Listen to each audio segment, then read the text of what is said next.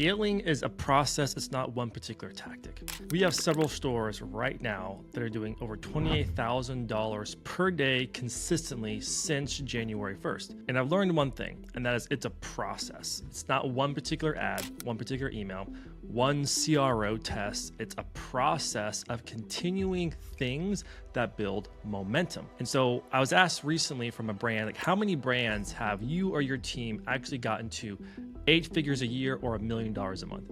And I went back and I counted every single brand that we have worked with, which of them that working together, we achieved that milestone.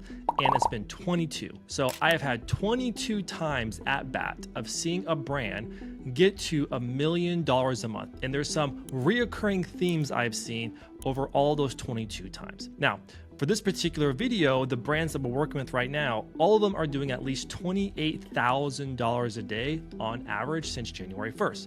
So if you're doing $28,000 a day and you can do that every single day for the rest of the year, you will make $10 million from your brand in gross revenue. So we were talking to our team, what are those reoccurring things, those strategies, those root causes that create such wild momentum? And it's going to completely go against everything that you see on X or LinkedIn, because they're like, this one ad got to $1 million a day. That's rarely true. It may have enabled them to do some of those numbers, but it's never just one thing. And I'm going to argue that this process I'm going to show you, if you can do this consistently, you will create outsized returns and momentum. All right. So this process, we see it as a flywheel. Now, for some of you original gangsters who have been in e-com for a long period of time, some of this may be foundational, but that's why it works, because simple scales, complex fails. And when we're talking to our team, we're just looking at all these 22 brands and we're working with several of them right now. We kept asking ourselves, like, what are these themes? And is it like one ad type? Well, that wasn't the answer. Okay, is it a particular product, a particular niche? Well, that necessarily wasn't the answer either. Majority of these do skew quite heavily towards fashion, because that's what we're very well known for as our team, but they're not all fashion. Okay, so that wasn't the recurring theme. But what is it that enables it? And at the end of the day, it's always this same flywheel. So I'm going to cover the flywheel first. Then I'm going to cover what are the different categories that they all have in common and how do we enable that. So when I keep saying process, typically these brands, it took anywhere from 18 to 36 months to get to this run rate. Many of these brands, why I can say that's because pretty much all those 22 brands, they came to us and started working with us when they were doing about $50,000 a month. And we've been with them for years to watch them go from $50K to $800,000 a month is what you need to make 8 figures a year, or many of them $1 million a month, which is what those 22 were. And it's the same thing. So what is that process? Well, the process kind of looks like this, because remember it's a flywheel, right? And you have 2 types of customers. And I'm not trying to deliberately make it seem like some of you guys are ignorant, but it's important that we understand what is the game we're actually playing. And I think many of us understand that, but you have new customers and then you have returning customers, right? Makes sense. The reason why this is important that we always have to come back to this is because it breaks down what is part of the process that is always enabling the brands we work with in our team to consistently hit these numbers. Because I was pretty shocked when I saw that we've done it 22 times. We got 22 brands to $1 million a month. Like, that's not a small number. And they all have the same theme. We have new customers and returning. Now, I cannot overstate just how obsessive their team and our team is on focusing on these 2 things. Now, these 2 things are intercorrelated. What do I mean by that? Is you cannot have returning customers without first getting new, right? So you have to be always playing this flywheel. So what does this look like? Well, new customers, everything that we do on the marketing side is focused on one thing, growth, okay? And that growth is to focus on new customer acquisition. That's it. That's the only thing that we care about. So what that means is typically that means that we're working off like 1-day click or 7-day click attribution for some of you meta nerds and advertising nerds out there. Okay, typically that means as well that we have pretty heavy exclusions of purchasers on there. The reason why is because we want to force our advertising to only go after new people. So we're doing that on Meta, we're doing that on Google, we're doing that on TikTok, okay?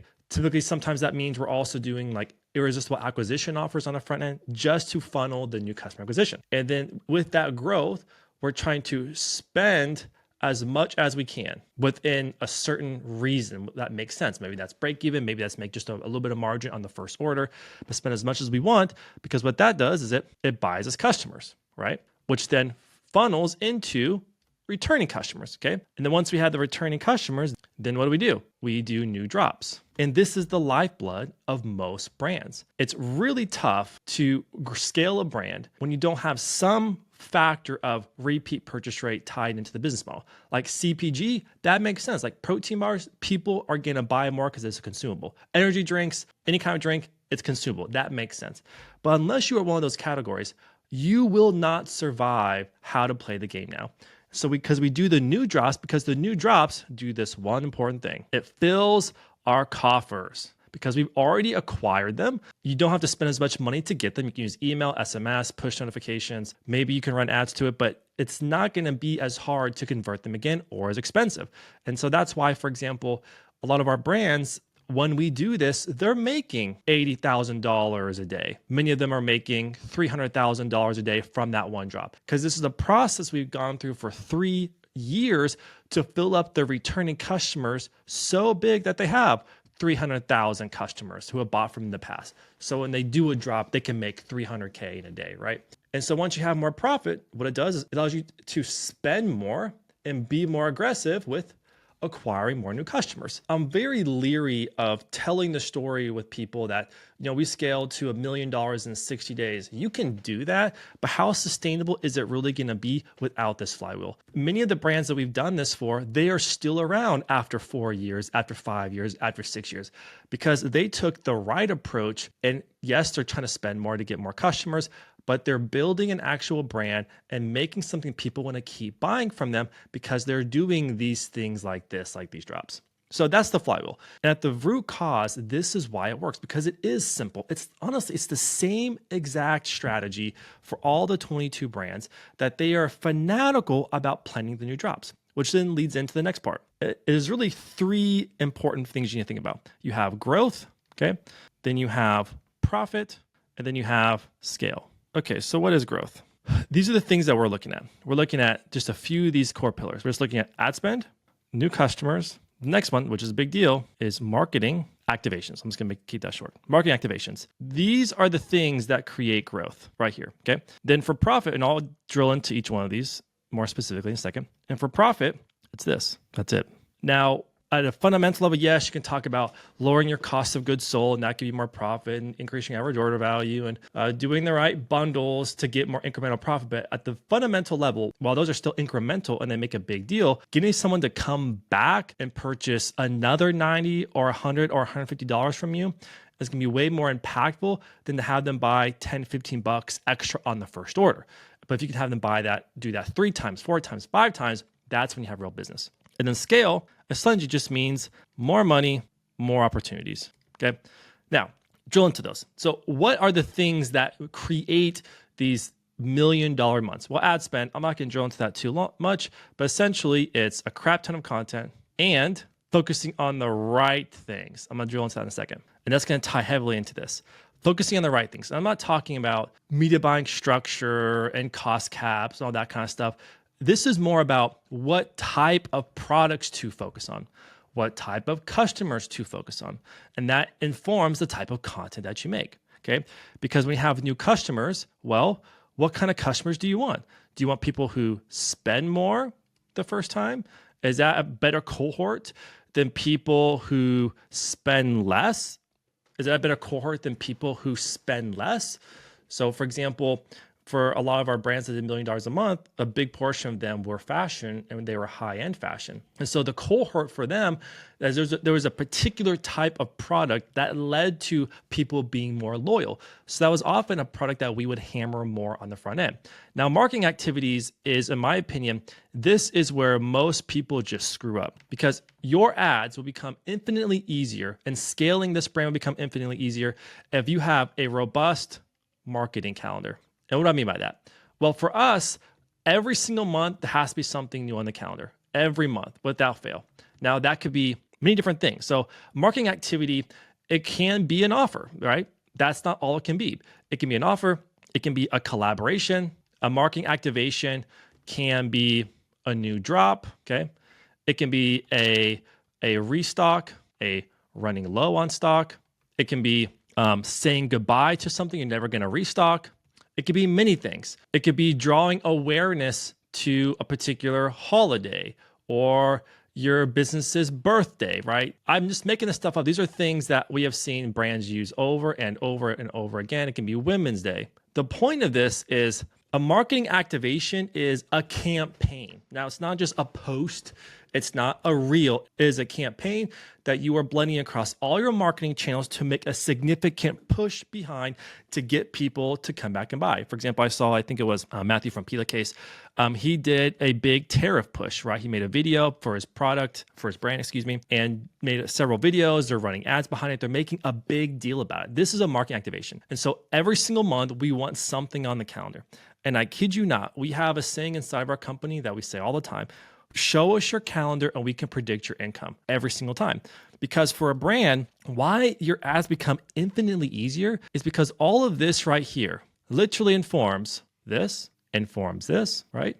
And it even supports this. Because when it comes to e-commerce, variety is the spice of life. And we have had more success with brands that have a robust content calendar than the brands that they have nothing new going on. And most of those brands that, for example, if you're like a few products in your store and you don't have a marketing calendar that you stick to and that you flesh out, I've seen those brands scale to $1 million a month, but they don't stay there very long. They typically end up dying, and because there's nothing new to talk about, they reach everyone in their audience. They don't have anything for people to come back and buy. This is what does it. Because once you have this, and guess what? All of this fuels repeat customers, which gives you more profit. That's why, for example, in our meta ad account right now, for some of these brands, when we do a new drop, when we do a restock, those are some of those campaigns that even on cold acquisition, because there's something new, there's something fresh to put in your ads, that is why they're doing 8x at spending 50 grand a month on it, right? They're doing some of those numbers that you thought were only possible back in 2019 and 2020 and 2021. You can still do that today,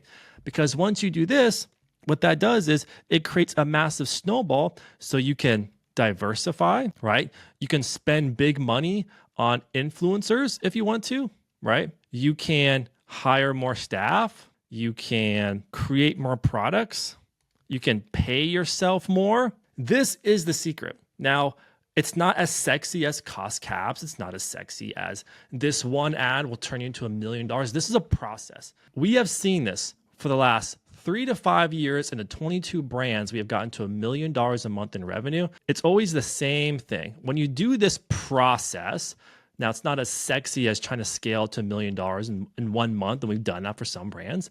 But in this process, what's so beautiful is it makes a repeatable business. It's typically they go up and they have a little plateau. The next year rolls around and then they have some more growth and it kind of veers off. And they have some more growth and it kind of veers off. Like, that is how they're growing. And that's how they're building sustainable, consistent businesses. And the great part is I get to see these brands and I see their P&Ls.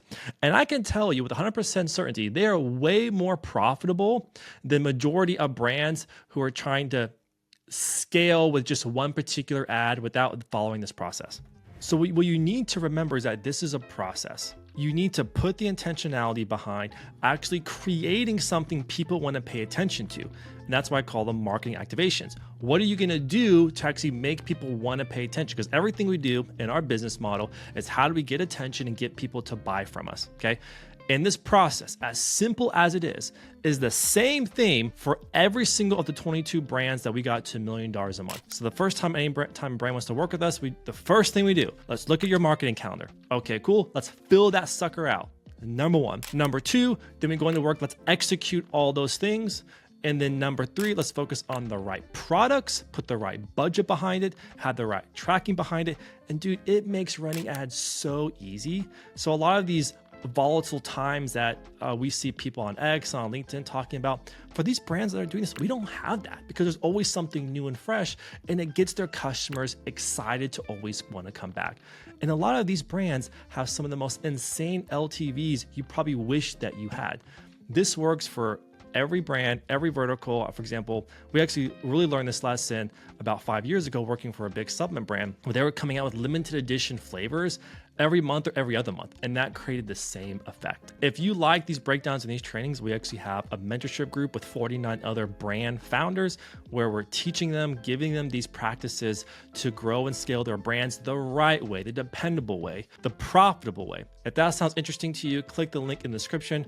On that page, I have a video walking through exactly what the mentorship group is. But if you have any questions, put them in the comments because I answer all my comments.